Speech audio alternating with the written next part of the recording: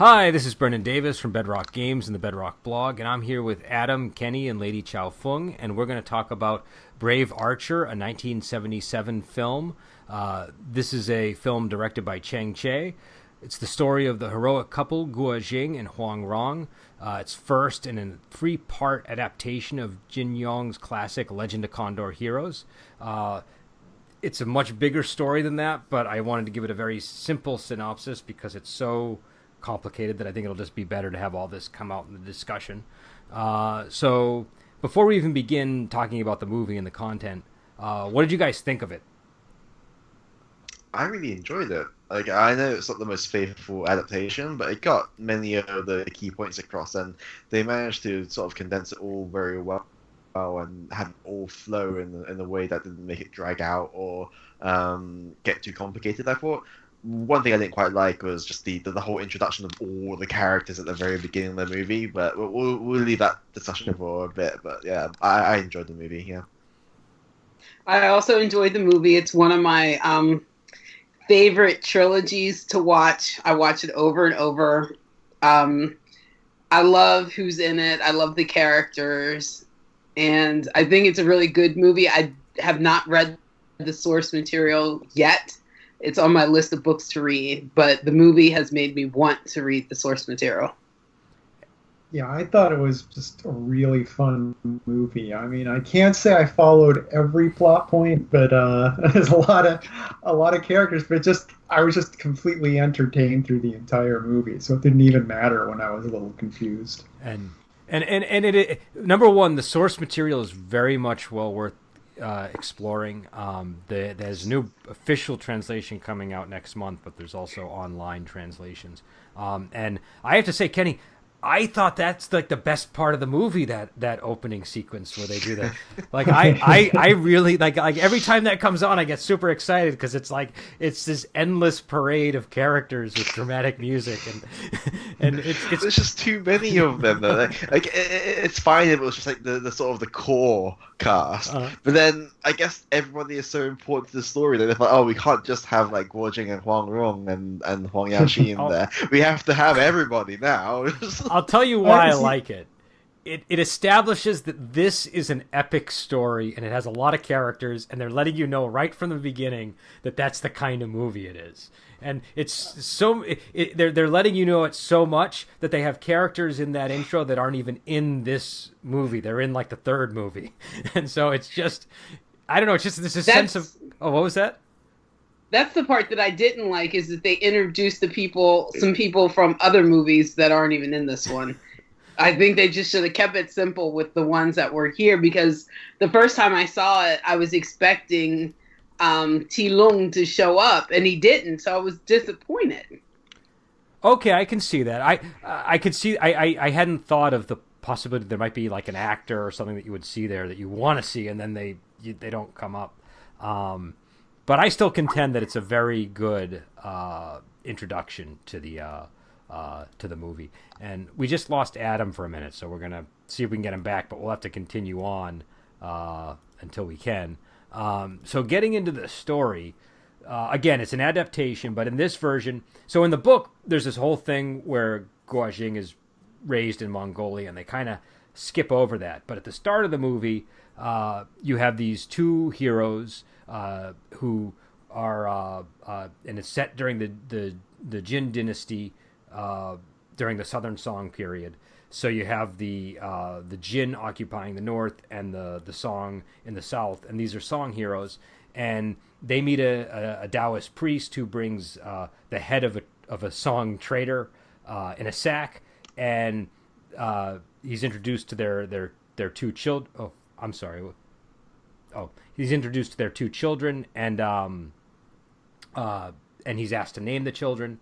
And the Taoist priest departs, and a bunch of Jin soldiers arrive and attack the family, and they find the head that the Taoist priest had buried, and they kill one of the heroes, and one of the other ones gets severely wounded. The 7 freaks of Jiangnan arrive, and they fend off the Jin soldiers, and then the Taoist priest returns. There's a bit of a dispute over a misunderstanding between the Taoist priests and the seven freaks, and they end up deciding that they're gonna stage a duel 18 years from now. They're gonna one of the kids they rescued one of the kids and the mother, and that's Guo Jing. And so the seven freaks are going to raise him, and the Taoist priest is going to go and try to find the other child, who's Yang Kang, and he's going to raise him up, and then they're going to have a duel in 18 years. And so that's sort of the premise of the movie when it starts. So I don't know, Lady Xiaofeng, what's your thought on that sort of opening? I like the opening because from the opening you can tell that there's going to be some plot twists, because first of all, the Taoist priest, it's going to have a hard time trying to find Yang Kang. Mm-hmm. And how is he going to get into the jinns to teach him? But also the seven freaks teaching Guao. Say it again. Guo Jing. Guo Jing, out in the Mongolian desert is pretty interesting, and just the fact that Guo Jing does not take to the kung fu very well.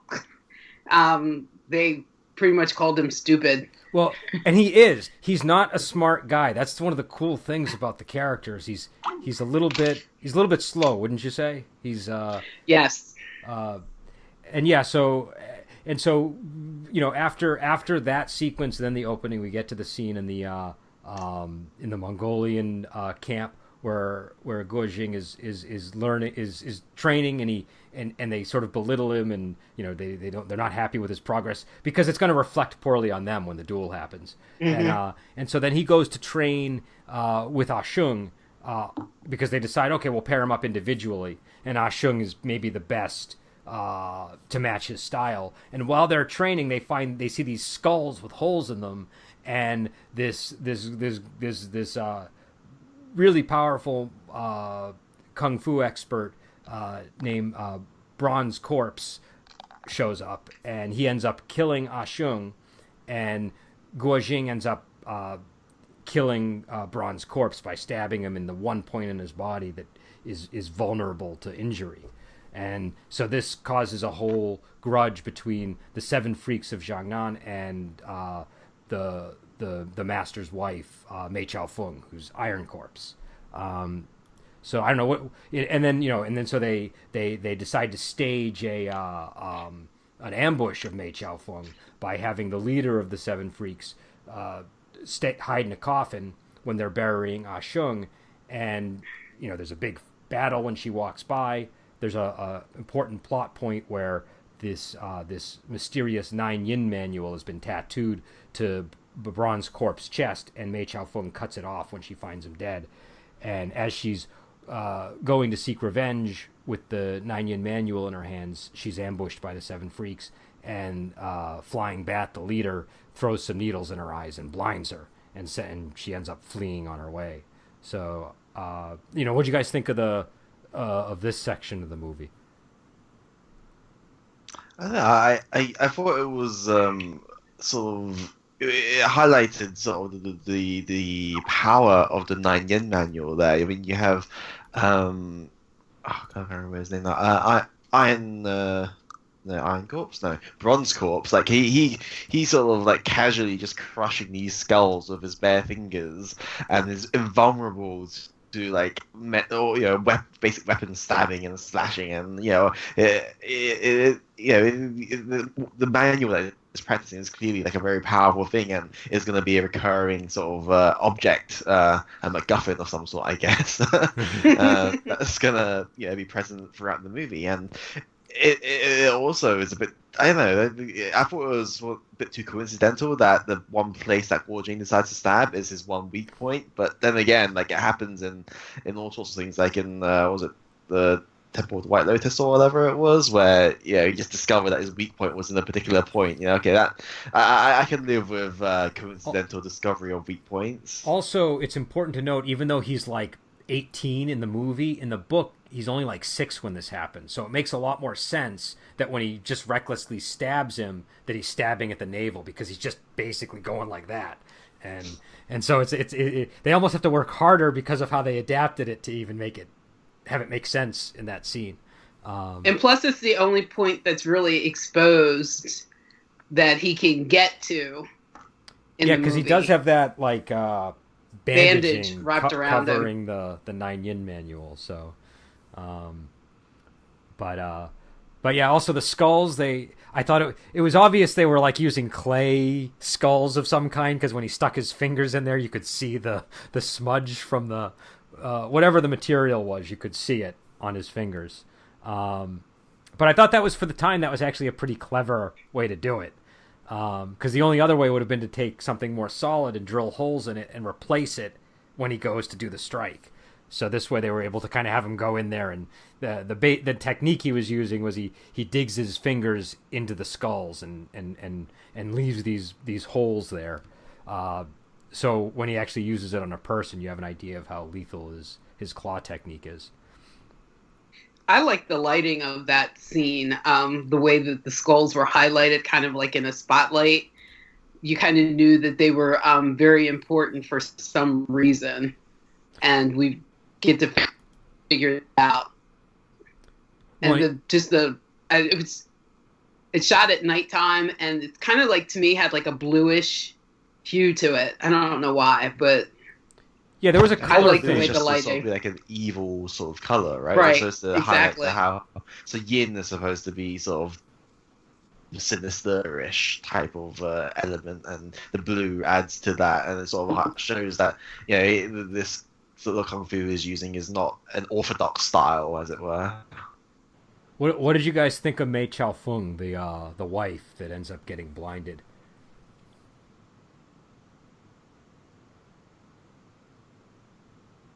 I thought she was pretty formidable. I mean, there were 6 of them left, and they could barely get a handle on her. And it took the 2 needles to blind her, to actually allow them to get some kind of upper hand on her. And then she still got away from them. So she was a pretty formidable opponent for the group. I liked her, actually. Yeah, she's one of my favorite characters in the books. I really enjoy her. And I just want to see, Adam, can you hear us okay? Because I know you just rejoined. I wanted to make sure you... I can hear you, yeah. Okay. Sorry about that. No, that's okay. I just wanted to just check in. So then they skip ahead quite a bit, actually, in terms of the story, and they're basically going to start taking Guo Jing to the duel that he has to go to. And along the way, they see these disciples. I think they're Ouyang Kei's disciples, and they overhear them talking, and they realize that these really ferocious characters, Odd Immortal, Spiritual Wisdom, and Hellgate Dragon King, are somewhere around. And so the 7 freaks decide to stay back and investigate and send Guo Jing on his way ahead of them. And he goes on, and he ends up going to a restaurant where he meets a beggar who turns out to be Huang Rong in disguise, but he thinks she's just some, number one, he thinks she's a boy, and he thinks that she's just a beggar. But he's really nice to her, and he wins her over. And so, that's when she sort of starts to fall in love with him. And this is when the love theme of the movie really becomes apparent. So we probably should, maybe discuss that a little bit before getting into the rest of the film. Yeah, I'm curious too. Was that scene relatively true to the book or not, or was that something for the movie? That was pretty close to the book, as I rember it. Yeah, that's okay. Like which aspects of it? Oh, just the her being dressed as a beggar, him, her stealing something, him intervening. Just because it was just almost identical to a sequence in a Web of Death, is the movie, I think. That's where I think they took the idea from. Remember when I said that movie was like a combination of Heaven Sword, Dragon Saber, and Legend Condor Heroes, because it kind of took a lot of elements from each one. I think that's that's definitely feels like it's just pulled from that scene, and that's iconic. Like if you ever watch the series, that's like a big moment in the show when Huang Rong shows up as a beggar. And sort of tricks him into to getting a bunch of food for her and stuff. And it looks like we lost Kenny too, so we're gonna have to sort of press on and just see what we can do without him. Rough night on Skype. Very rough night on Skype. For which I apologize to our listeners. But yeah, so no, that's very much like the book, and I don't know. I think it's that's what I was thinking. I was like, oh, that's really cool that it was a reference to this book that I didn't pick up on back when I watched that movie. And yeah, so after that, I think is when he sees the duel for marriage sign, and he sees Muanachi and Yang Tijin. I don't probably not pronouncing that correctly, but the hero from the beginning of the movie who's wounded and is the father of Yang Kang.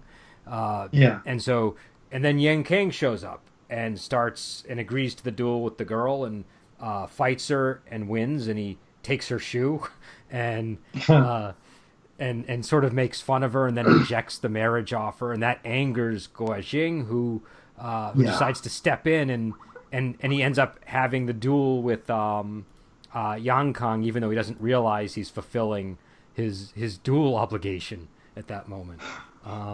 Which is, I think, one of the clever things about the movie. We're talking about the duel for marriage scene, Kenny. All right. And so I don't know. Any thoughts on that scene? Any thoughts on the characters up to this point?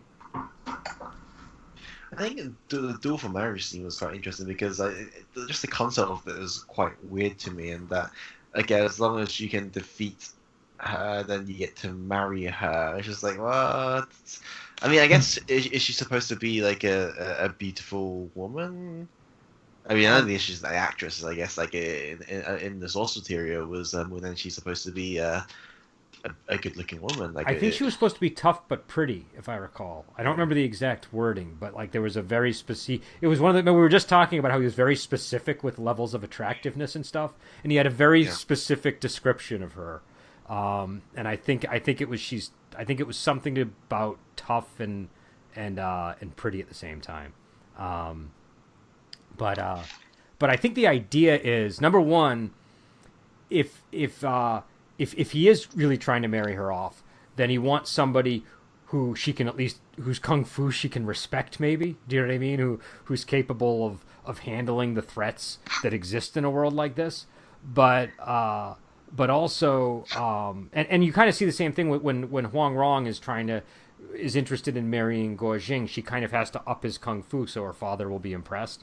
But also, it's really just a ploy so he can find Guo Jing, because he believes Guo Jing is still alive and he's trying to find him.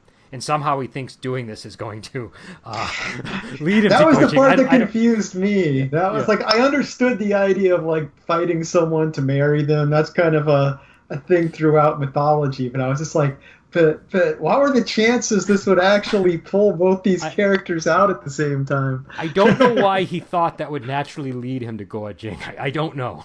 And I just might be missing the details. It might be in the book and I might not remember it. But yeah. But it's not a detail I've ever really been able to clarify.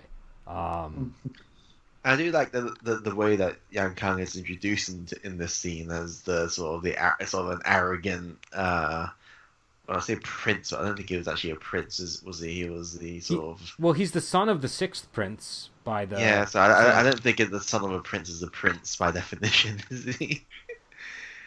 Yeah, I don't know what his official title was, but he's nobility. He's a very important person. It's sort of like an arrogant noble who's just playing around and causing trouble for no reason. And you have all these people who are very fearful of his father. It's like, oh god, we have to take care of the troublemaker, otherwise, the sixth prince is gonna kill us. And you have the free sort of the free or did they have a collective title? Yeah, those were the three people that the Seven Freaks had left to investigate because they heard that they were around. It was Odd Immortal, Spiritual Wisdom, and Hellgate Dragon King. And it's kind of funny that like they sent Guo Jing ahead because they were gonna like try to find out where these guys were, and Guo Jing ends up encountering them anyways at the duel, and and yeah, so then there's this whole thing with, I think Huang Rong shows up as a beggar again and distracts Hellgate Dragon King, and Guo Jing kind of gets into it with the other two, but that Taoist arrives, another Taoist. I think Ironfoot. I can't remember his name. Ironfoot something. He's an important character. Was it not the original master? No, it's a different one. No, different one. Okay. And it's important because there's stuff that I wanted to get into with him, but he's Okay, so I got confused there because I saw Taoist and I think my mind just blanked. And, oh, okay, that's the master who went to try and find Yang Kang when he was kidnapped. And no, it's a different one. It's a different one.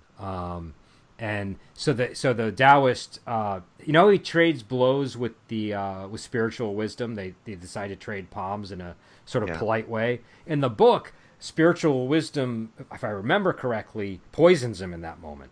And the reason they go to that estate is because Huang Rong realizes that the antidote is probably there.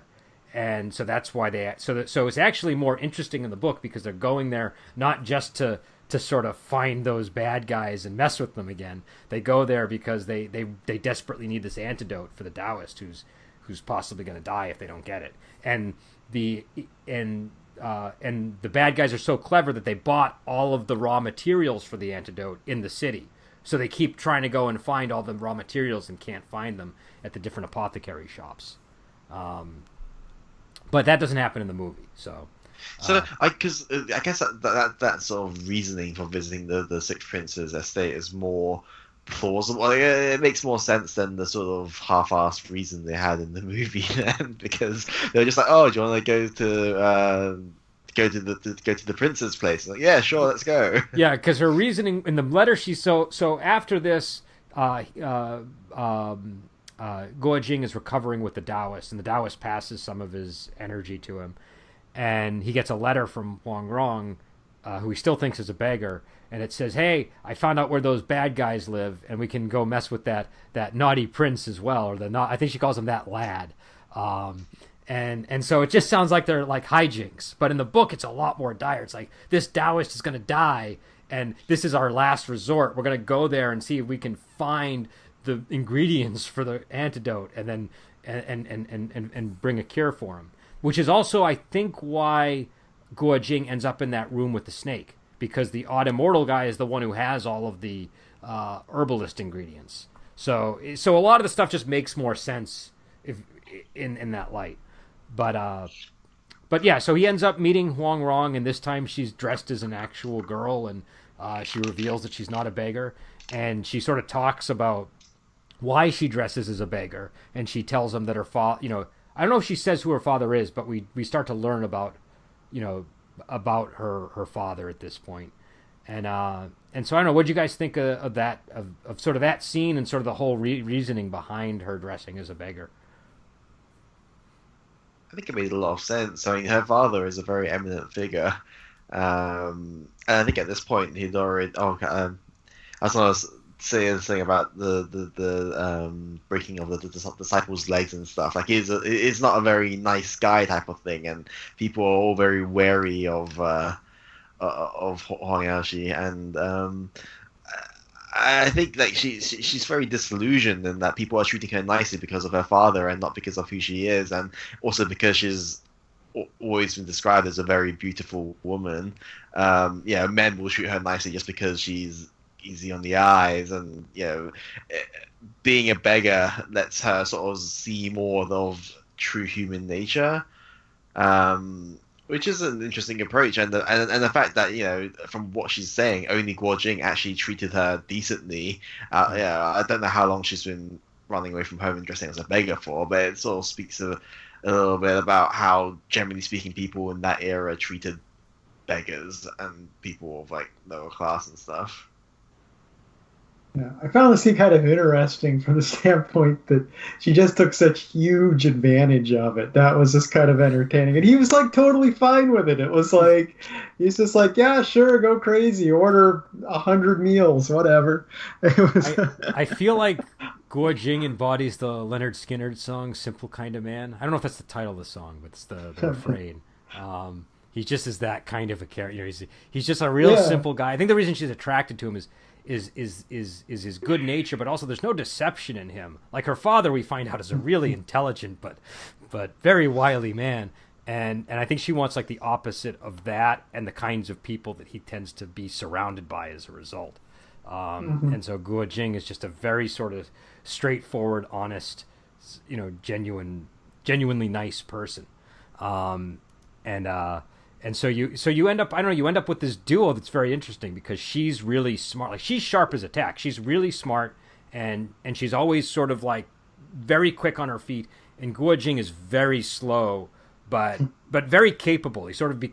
We see this over the course of the movie, and we're about to see it the next scene where his powers increase as the movie advances.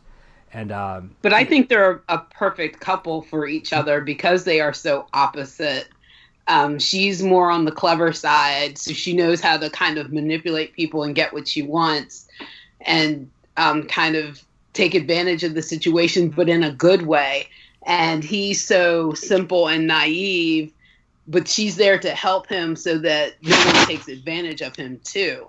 So I mean, I think they play off of each other nicely, being that they're so opposite, the yin and the yang. It's funny because like in the next story, not like so in Return of the Condor Heroes, I get the feeling that she hates that type of person just purely because of the way she treats Yang Guo, the main character of that series. Just because I feel like she sees so much of herself in him that she wouldn't want to associate with someone like that because she knows how treacherous they can be. Because she's always deceiving people. She's always using. I mean, she's usually doing it for good reasons, but like she knows how deceptive humans can be, and so when she sees, so Yang Guo is the son of Yang Kang. He's the main character in the next book, and in the next book, it's very interesting because Huang Rong totally distrusts Yang Guo. She's kind of mean to him at the start of the book, and you see Huang Rong through Yang Guo's eyes, so it's a whole different experience of the character. But I think you're exactly right. I think she sees elements of herself and elements of her father, and is afraid of where that can lead to. Even though she's constantly saying she's seeing his father, I think she's maybe seeing some of her own reflection in him. And in the next scene when they go to the prince's estate, this is kind of I guess you could call it like the mini climax of the movie. It's like the middle of the film where you get like a really big sort of showdown at the estate. And it's actually, this is around where I think the first volume of Legend of Condor Heroes ends. We're around chapter 9 or 10 here. And they go to the estate, and while they're there, number one, they find Yang Kang's father has been captured. Oh, we lost Adam again. And Moon Yanqi has been captured and imprisoned by Yang Kang because in the movie he basically doesn't want anybody to know that he did this duel and then said he wouldn't marry her, and so he doesn't want them going around spreading that information, so he's keeping them there until he can figure out a way to sort it out. And so there's also that, and then there's an important meeting between the sixth prince and Ouyang Ka, who's the son of Ouyang Feng, the Western Venom. And Sixth Prince explains that he wants to find this manual that was written by Yu Fei, who's a great Song hero, and he wants to find it because he's concerned that if it falls into the hands of the Song, it'll help them repel the Jin, and the Jin are hoping to invade southern Song and conquer all of China. So and just to interject here, like the manual I mentioned here isn't like a martial arts manual like the Nine Yin manual or whatever. It's more like an art of war thing, which is why they don't want the Song people to get their hands on it, because martial arts manual, that's fine. If they lose that, that's okay. It's only one person. Even that one person can fight 1,000, they can't fight 10,000, right? But if it's a sort of an art of war thing, then that's a serious issue. Or maps of siege engines and that type of thing. They can't let that fall into the enemy hands.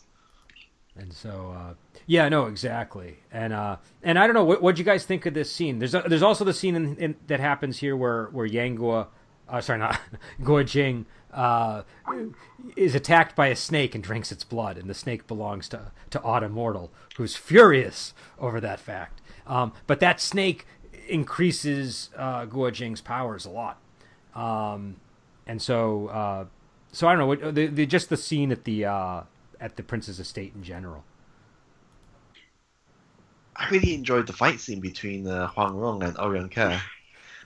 Like that sort of like showcases some of the I guess the street smarts, or I guess would be the wily ways of Huang Rong there. Making him verbally trap himself with the condition that if they both step out, then it's considered his loss, and then just running away. It's just like, well, that's technically correct, the best kind of correct, as some would say, right? But it's an example of her cleverness, and it obviously worked, and you kind of and it's interesting given the arrangements that her father has been making in the background that we don't know about with Ouyang Feng. Well, I don't know. Sorry, go ahead. I said it becomes very interesting later on in the movie when they all end up on Peach Island. Yeah. But yeah. What were Go ahead, Ken.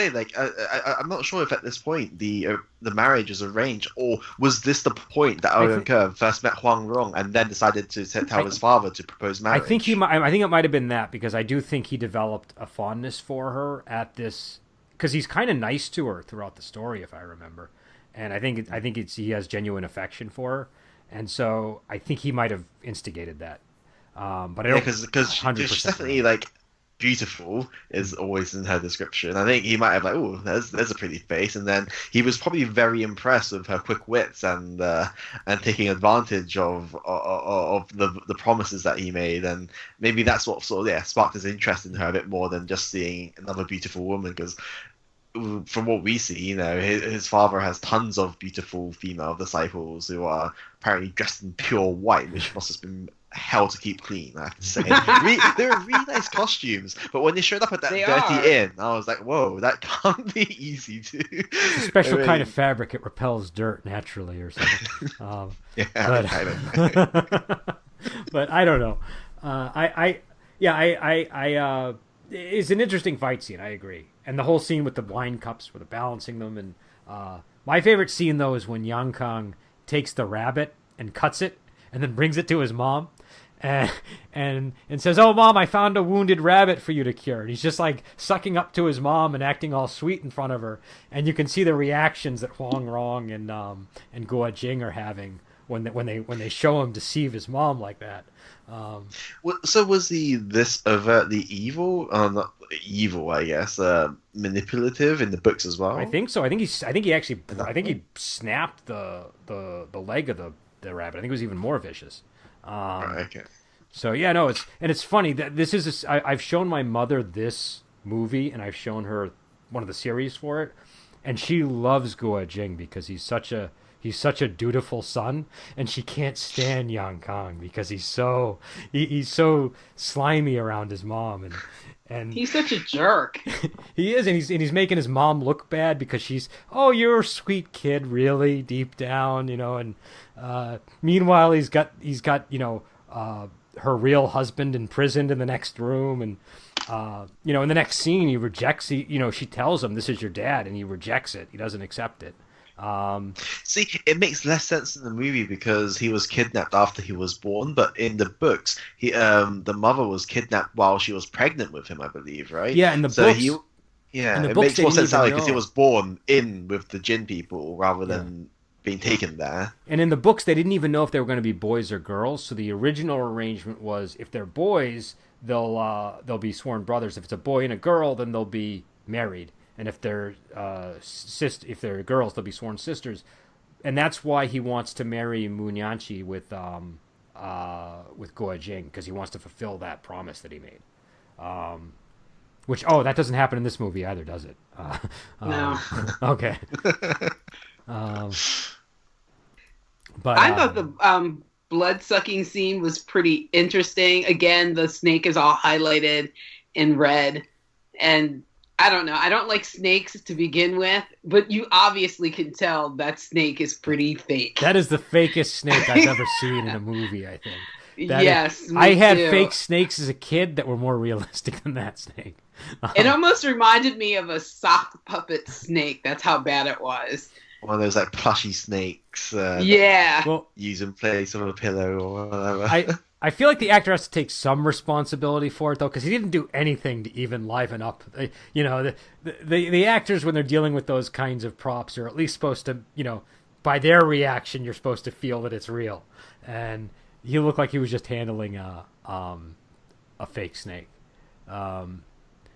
But I gotta say though, like Guo Jing's reaction to being constricted by a snake was very in line with his character. I mean, his whole body can't move. The only thing he has available is his teeth. So best thing to do, just bite the goddamn snake. Just, bite and apparently tear drink into all it. of its blood too. I don't know. But Like how much of the, like I don't know. Like I guess in wuxia stories, like it's very common to just drink the blood of things and gain or put internal people, energy. yeah. Well, in Return of Condor Heroes, he gave Xiao Long Nu his blood to help heal Yeah. her. But was anybody else reminded of the Rancor from Return of the Jedi? Oh. Yeah. Oh. I don't know why. Something about that scene and Odd Immortal's whole getup and it just kind of reminded me of Rancor. You know, the you know, with you know, I don't know, just something about it. So yeah, so then so after that we you know, the Yang Kang's father and his mother flee from the villa, and they end up connecting with Chuji again,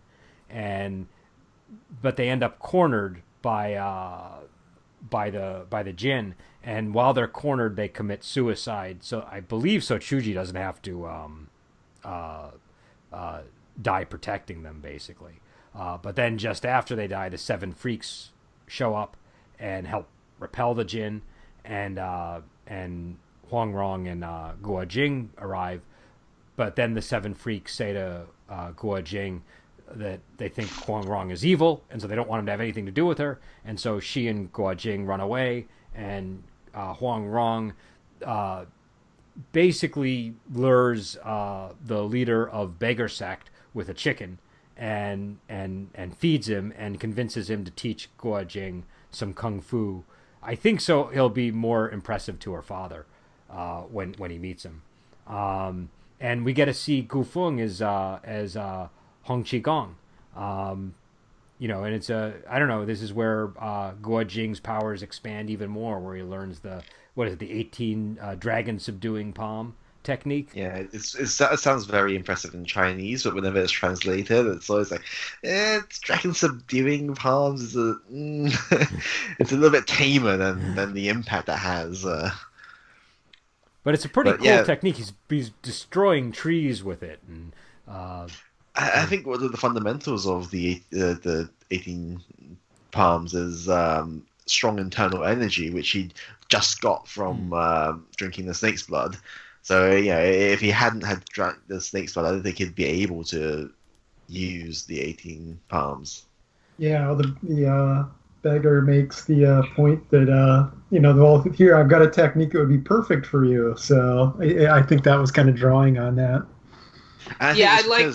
Oh, go ahead. I like how the movie kind of built his skill on something that happened previous. Like, it's definitely chronological. He continues to get better because this happened, then this happened, then this happened. It's not random. no, yeah, it definitely is built up over the course of the story, and you see it with every character.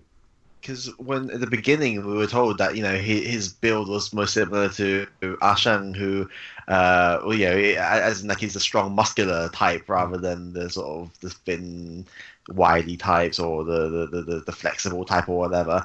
And the 18 Palms is also known for being like very forceful and like extreme sort of power rather than finesse. Like you blow things away rather than trying to get to the weak spots or whatever, you know. And I think that's why Hong Chi-gong was saying it's perfect for him, because like all he has now is brute strength and not much finesse. So as long as he can learn the skill, then that's basically Well, what more could he ask for? and he gets really good at it. Like over the course of the story, he becomes very proficient. I also should mention that there was that they did find Mei Chao Feng in the cave too while they were at the estate. She's apparently been teaching Yang Kang because she had the dagger that was left in her husband's body and it said Yang Kang on it, and so she was seeking him out, thinking he was going to be the killer. And she's hiding in this cave, and Huang Rong shows up when she's trying to attack Guo Jing and basically convinces her that her father is nearby, and that's when it becomes clear sort of what we sort of learn a lot about the whole situation at Peach Blossom Island and what's up with that sect over the course of this movie. And so Mei Chao Feng, who's a former disciple of Huang Rong's father and has stolen the Nine Yin Manual, flees, and she leaves behind the dagger and the Nine Yin Manual, which Guo Jing picks up, but he doesn't realize he has. I want just to say that the 9 menu at this point is basically the dried skin of her dead husband. So there's something pretty metal about that. Basically, she's keeping she skinned her husband and then used it to wrap the weapon that killed him. And I love when she first acquires it from. Number one, she carves it off of his dead body, but then she's walking through the wilderness and she's talking about, wow, this is like a really clever idea you had to tattoo this on your chest, and she's just sort of marveling at his smart idea. And it's a really, I mean, we were talking about how badly done the snake prop was. I thought this was a really convincing looking piece of human flesh. I mean, I don't know what human flesh looks like when you do that to it, but I believe that that's what it was. It had something about the translucency of it really made it grotesque. But it definitely looked leathery, like skin would be if you peeled it off.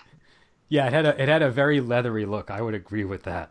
And it just, I don't know, it just kind of gives you the chills when you see it.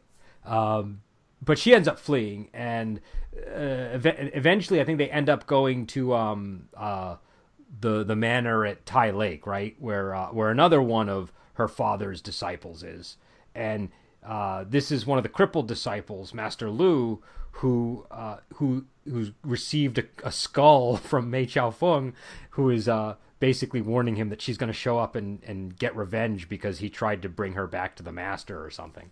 And he was the one who originally turned them in to the master after they stole the Nine Yin Manual that forced them to escape. Which also resulted in his own legs being broken, but that's a bit of a... Yeah, so I don't know if we mentioned it before, but Huang Yaoshi broke the legs of all of his disciples, except for the two that got away with the Nine Yin Manual. And there was one disciple whose leg he only broke one of, rather than both, and he becomes a blacksmith later on. And it's funny, too, because, again, this stuff all comes back in Return of Condor Heroes, which is so... It really... Like, these minor details become so important. And so there's a big fight at Lu's Manor, initially between Mei Chao Feng and Guo Jing, and then Huang Yaoshi arrives, and he gives Mei Chao Feng some pointers because, she's blind and he feels that she's fighting at a disadvantage. And eventually, Huang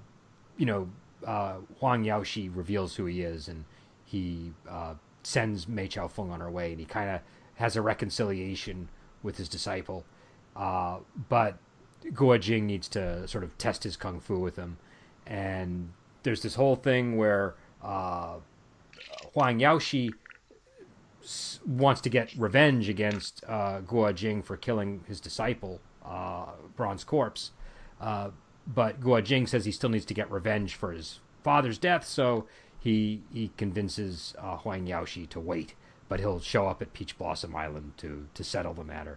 And I don't know if is there anything during this scene that you guys wanted to discuss, or do you want to move on to the next scene for discussion? This is it was not uneventful, but as far as the other scenes go, it was tamer. I mean, I guess we sort of truly see Guo Jing's mastery of the 18 palms or the 15 palm in this scene, and yeah, we get a glimpse at how unorthodox or I guess evil would be the better word. Huang Yaoshi is. He's a bit strange. Like his decisions are all a bit erratic, and it's like, oh, he's gonna break his legs and he's gonna come apologize. And I'm sorry, I crippled you. Apparently, that's gonna make everything okay. He is the most intimidating father-in-law you could ever imagine. I would not want to be Huang Yaoshi's son. I think the actor for Huang Yaoshi is great, actually. Like, He's got great, that yeah. imposing air, and he's got that glint in his eye that says, like, I am plotting your downfall at this very moment in time, but you don't know it. And there's also there's an other side to him too that's like more gentle. Like they're like you can like there's something about that actor's face that really works for that character. Yeah. But like Yeah, he's got a real calm and placid kind of demeanor to him. But like Kenny said, he's still got that twinkle in his eye that says, "Yeah, your ending is coming soon, and I've got my plan all figured out, and I'm coming after you, but you don't know when."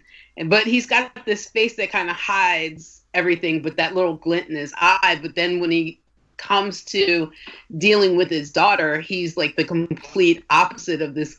I can't remember the word, but he's like very sweet and gentle with her, and I guess because his wife died and he's had to raise her pretty much by himself, that he's more gentler with her. But I don't know, he wears both sides very well, the gentle side and the very wary and evil self.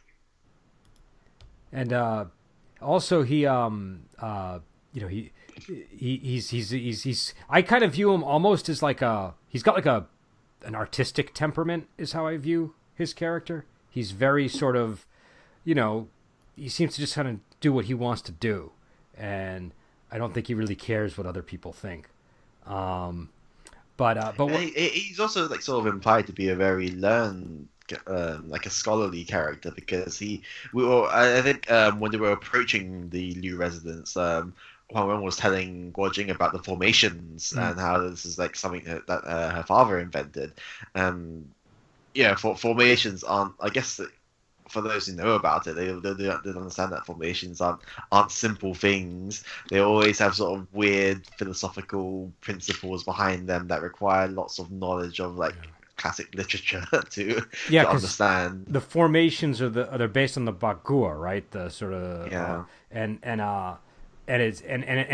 so he ends up going to Peach Blossom Island anyway. Initially, he's going to go seek revenge, but Huang Rong is like, look, he's got all these heroes around him. You're not going to take the Sixth Prince. You're not ready. I'll come with me to Peach Blossom Island. I'll help you get revenge. And so he starts going there. Along the way, he gets lost in that formation that you're talking about. And he ends up getting trapped with Zhu Batong, played by Philip Kwok. And I can say that was sort of the best depiction of a formation I've seen. Like normally in sort of like movies and TV shows, when people get lost, I use air quotes around that in the formation. They just like sort of spin the camera around confusingly, and they have like the main character going, "Oh, where am I?" But here, because they took a very practical approach in that all the trees were very densely grown together, and like you could barely see through the branches, and there was like mist everywhere, and that when he was trying to force his way through, you could see him like getting slightly thrown off his path just because he had to step out of the way of a tree. And I thought this was a very clever way to depict the formation as opposed to the more mystical aspects of it. Yeah, I thought that was one of the more convincing ways to depict that aspect of Peach Blossom Island, because I've seen some versions where they resort to having the trees move around and doing other things, and this was more like real world like. It felt like a plausible trap. So no ants, Peach Blossom ants walking around Peach Blossom. My question with that scene is, why would she run ahead of him when she knows he's not that bright and he was not going to be able to figure his way out of this? I don't know, but I feel like there was more in the story, if I remember. Like, I feel like this was a longer sequence, and I think a lot of the stuff like that in this movie is a result of them having to condense things.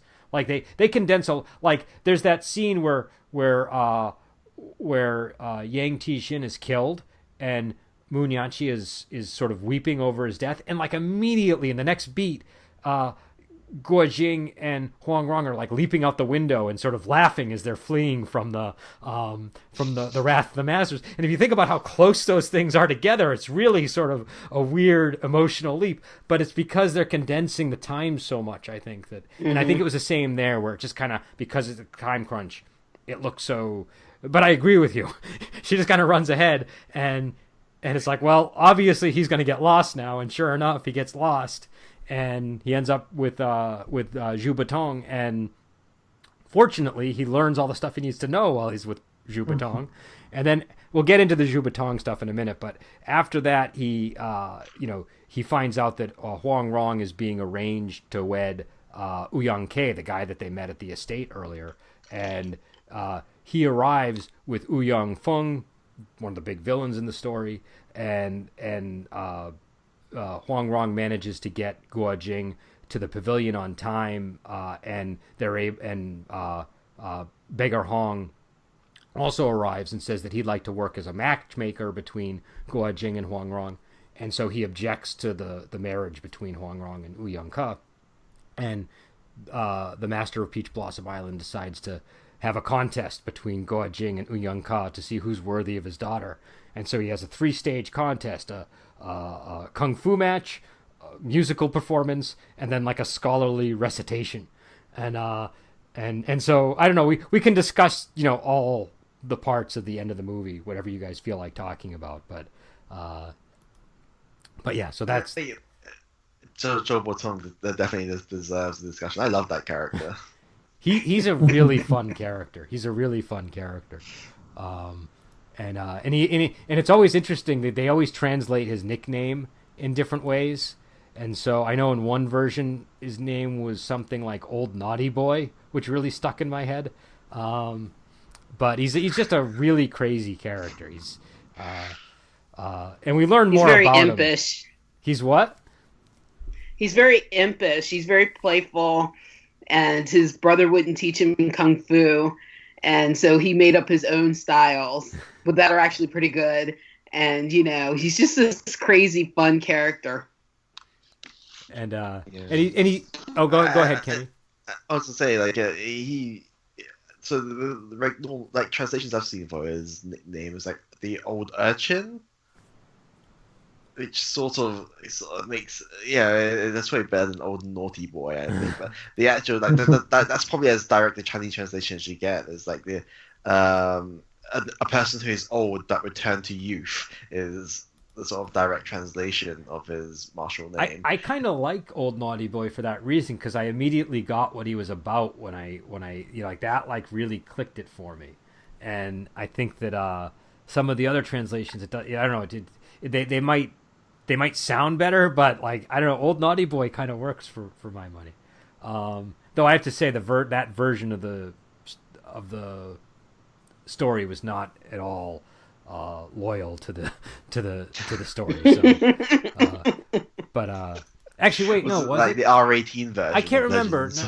No, I think it might have been. I think I might be getting my versions mixed up. I think it was a version of Return of Condor Heroes where I encountered that translation of his name, and that was fairly true to the story. But either way, I think I don't know, that one's always stuck with me. But yeah, so did you guys like Philip Kwok as that character? Did you think he was believable in that role? Oh yeah, I think he pulled off the whole sort of childishness quite well without it being or creepy, I guess would be the word that comes to mind when you have a person dressed as an old man being childish. Yeah. He had a very he towed the line very well, I thought. You could always see that he was very mischievous, and he was like Lee Jia-Feng was saying, he was very impish, and that's the perfect word to describe him. You weren't really sure what he was doing was just purely from the childish curiosity point of view, or if he was just actually had some deep thought to it, because you can see when he was trying to teach Guo Jing the Nine Yin manual, the mantra for it, he sort of followed the rules his brother set him. It was he couldn't learn it himself and he couldn't teach others, but I think he sort of like rationalized it in his head, saying, "Well, he's already had the skin. It's just like I'm just showing him how to read it. I'm not teaching him Right. anything." Like I feel like he was trying to sort of mentally find loopholes there, and that shows that he's not a dumb character like Wu Jing is. Like okay, so dumb is probably too harsh of a word. A non-intelligent character, shall we say? Like he's intelligent, but he's just also very. He's naive in a Yeah, sense. yeah.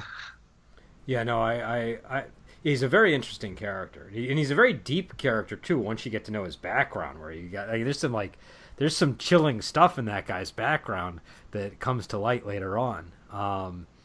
And I love how him teaching him that manual, equips Guojing to succeed in the final contest to become Huang Rong's husband.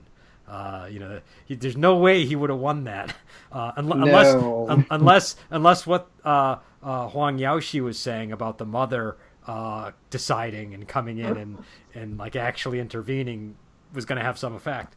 But I don't think so. I think that was without that he wouldn't have won the match. What do you guys think of the contest for at the pavilion? The weirdest one was the drumming. What was the thing all about? Like, I guess it was supposed to be like internal energy contest. Makes sense, but the beat was all off. And okay. So number one, I was trying to follow the rhythm of that. Like I was like, okay, he's supposed to follow the beat, so there must be a beat to this food. I could not find any kind of discernible beat that you would. Do you know what I mean? Because he was just kind of going woo. There was no. I don't know. Am I mistaken? Was there a No, beat you're right. Yeah. You're right. Yeah. There was no discernible beat or how do you follow anything with what he was doing. But Yang Ka just did a steady pounding. And then when Guo Sing just was like, what was that? And then he took out another stick. It was like, okay, this is really that weird. was from when Tong was teaching him the left and right hand doing separately. Right. So this is the first instance of a drummer being He invented rock and roll. It's like what is it? Young Einstein, the Yahoo Serious movie where he invents rock and roll. Yeah, because he's kind of doing like the drummer thing there. But yeah, that was a weird scene. That was definitely that part of the contest was very strange. I thought. I don't know how Gaoshi was scoring that match because I didn't understand what the rhythm of the flute was.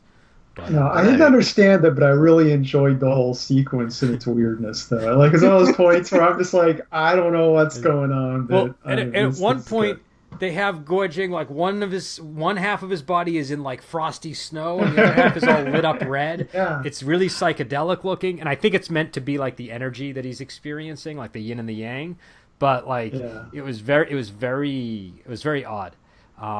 But ultimately, I think so the fact that the sounds wasn't even music, just sort of helped, or it was just trying to make it. So I think I could have detracted from the scene if we could recognize the tune that Huang Yaoshi was playing as music. That would have just made the scene a lot worse, in my opinion.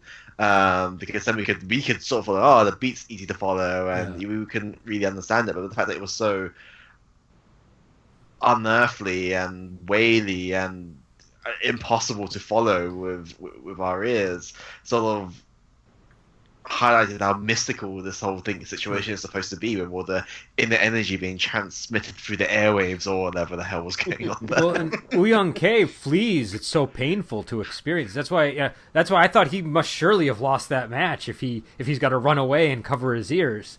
That would, but I don't know. But there's another match, and they have to read from the Nine Yin manual, which we learned Yaoshi's wife had basically stolen it from Bao Zhetong by Zhao Batong by getting him to show his wife the manual, and because she had a photographic memory, which is I'm guessing where a lot of Huang Rong's smarts come from.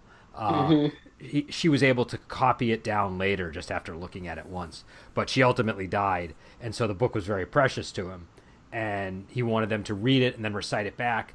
And Ouyang Khan gets pretty far, but he doesn't get all the way.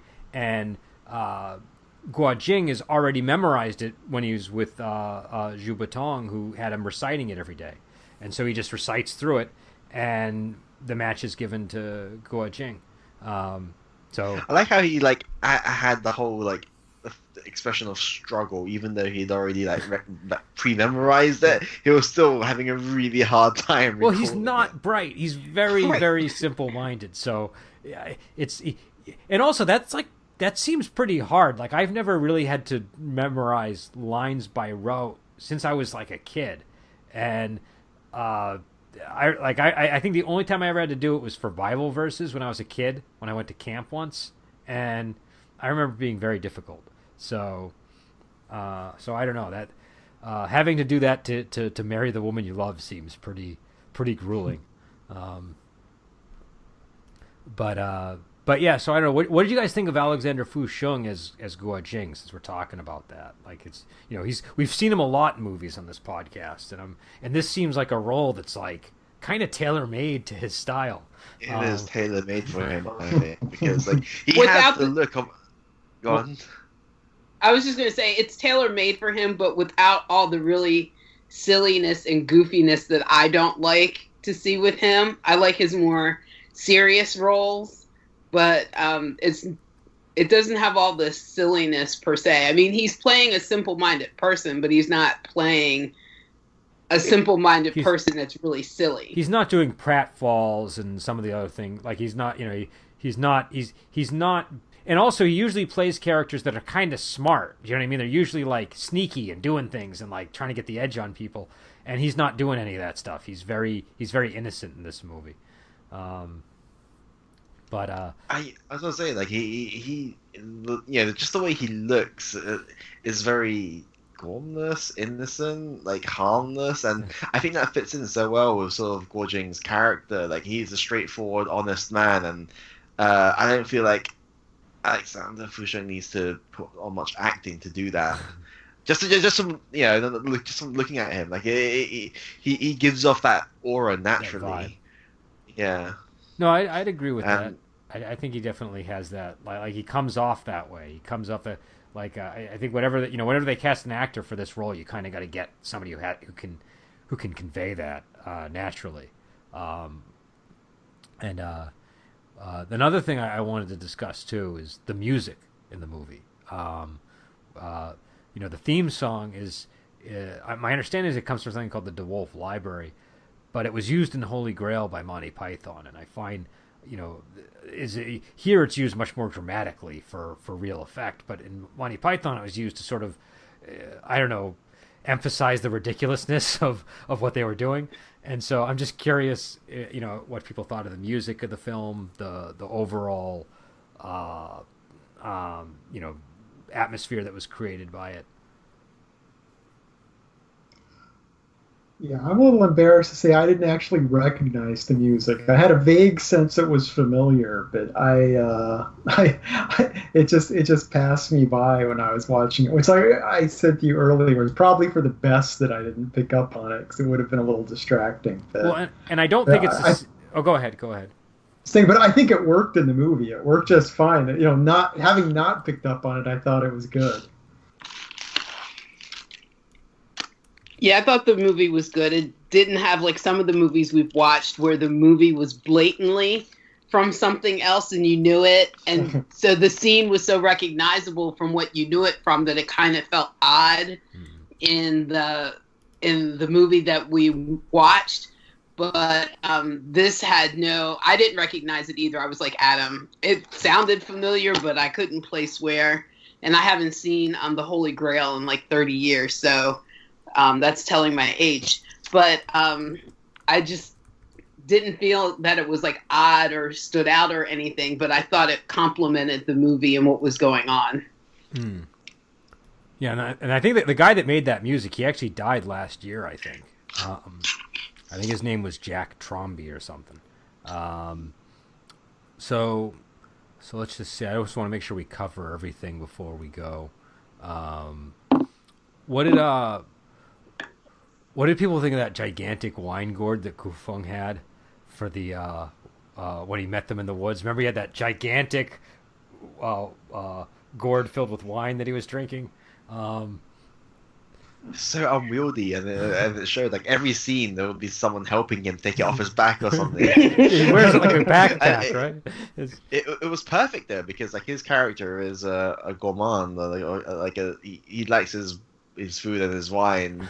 Given like how he passed on his most secret techniques for a chicken, basically. I guess it was a few meals, but yeah. Yeah, we really see that. We've been doing the Return of Condor Heroes, and he's still up to his old tricks with the food.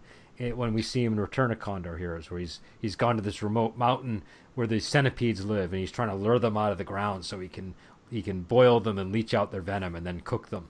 And he's very food focused, this guy. But yeah, I just thought it was a great prop. I don't know, it's like borderline ridiculous. It is ridiculous. It's big, but it works. But he's a beggar, and he likes food, and he likes wine. So the bigger, the better. He likes his libations, man. Exactly. Like he's not gonna, he doesn't want to run out of wine. Like it makes total sense. What else is he going to carry around? Like a backpack filled with books, or like his only thing in life is food and kung fu. But did anybody have anything else they wanted to touch on before we head out?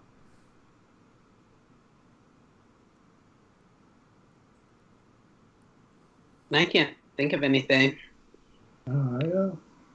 I'm looking forward to watching more of these. That's my parting feeling. I'm looking forward to seeing the rest of the series. Well, I'm curious to see how they handle the rest of the story and how far they diverge from the source material. I think you guys will not be disappointed. We're going to do this whole series over the course of the month, and then we're going to end. What do we say with the Chinese ghost story for February? So.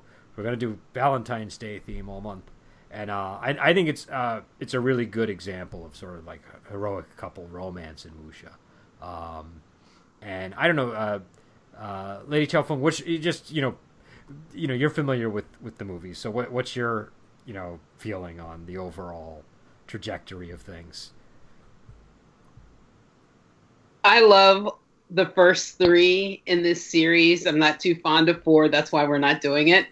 But I love the first 3. I think it's, like you said, a perfect example of a wuxia couple and their heroic romance and all the trials and tribulations that they have to go through, but still stay strong. And I should say, the 4th one is Return of Condor Heroes, so it's actually the next story when they get there. But does Alexander Fusheng play Yang Guo in that one? Is that his character? Yes. Yeah, so they swap up all the roles in there's a lot of cast changes over the movie. Like the girl that plays Huang Rong is a different actress in the next 2 movies. But I think they're both good. I think the woman that played her in this one is great, but I also think the actress that plays her in the next one does a really good job. But it's a little bit jarring if you're like used to one person playing somebody, and it's like, oh, it's a different person. And it's really weird when they have Alexander Fusheng go from playing Guo Jing to playing Yang Guo in the 4th movie, because he's already playing. Because Guo Jing is in the 4th movie too, so it's very confusing.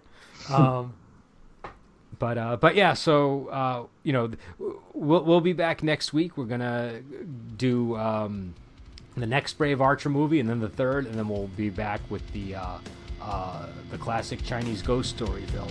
And until then, we'll talk to you later.